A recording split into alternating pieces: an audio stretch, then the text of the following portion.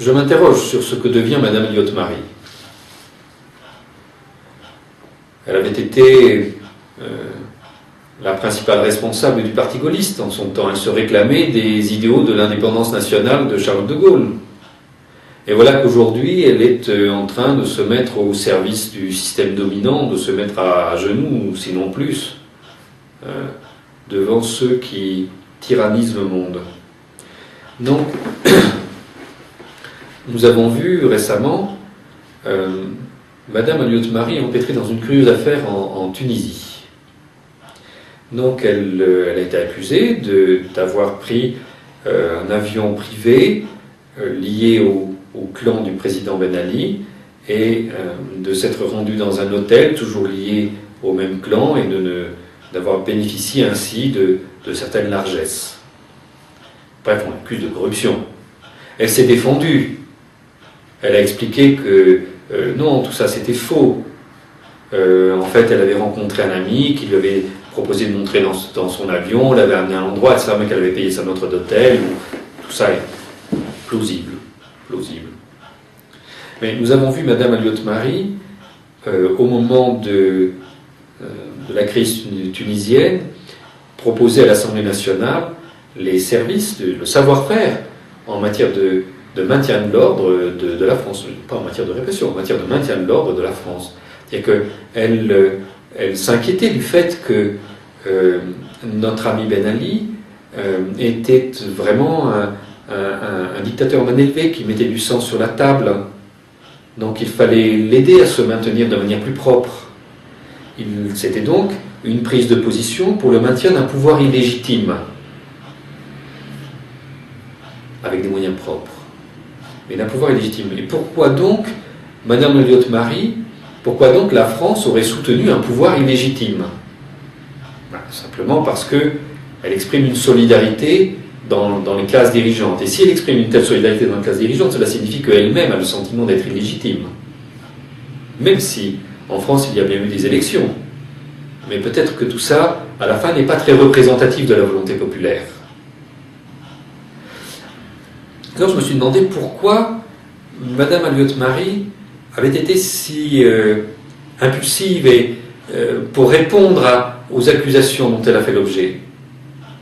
Elle s'est précipitée sur les plateaux de télévision, dans les studios de radio pour expliquer que non, d'abord elle n'avait jamais soutenu la répression en Tunisie, puis ensuite, oui, elle était allée passer des vacances là-bas, mais bon, si on allait uniquement dans les pays où tout se passe bien, c'était... Et puis elle nous a dit que, de toute manière, elle n'avait pas vu le président Ben Ali depuis 5 ans, quelque chose comme ça.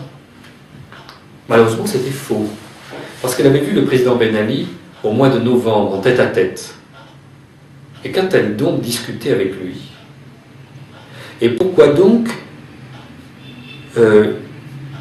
tant de gens voulaient lui rendre service en Tunisie?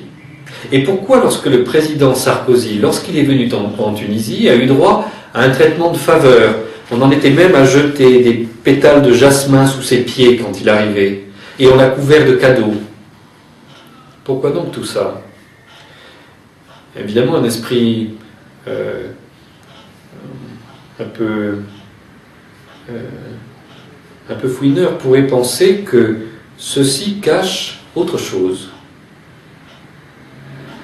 Alors je me demande si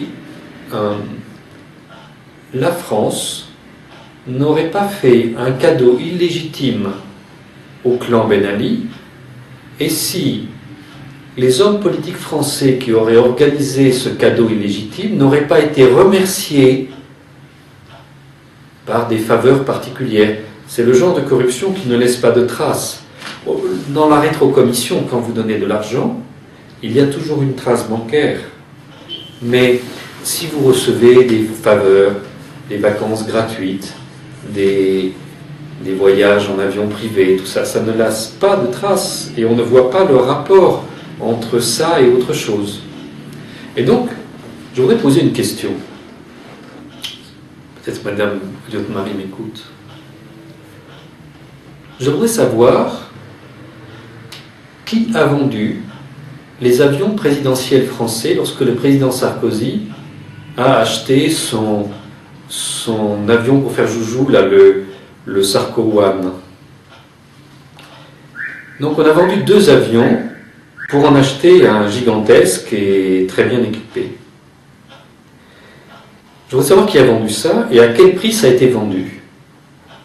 Je voudrais savoir pourquoi cet avion a en définitive atterri dans les mains de la société dirigée par l'ami de Madame Elliott-Marie en collaboration avec le beau-frère du président Ben Ali. Je pense que les contribuables français seraient intéressés de connaître la réponse. Voilà.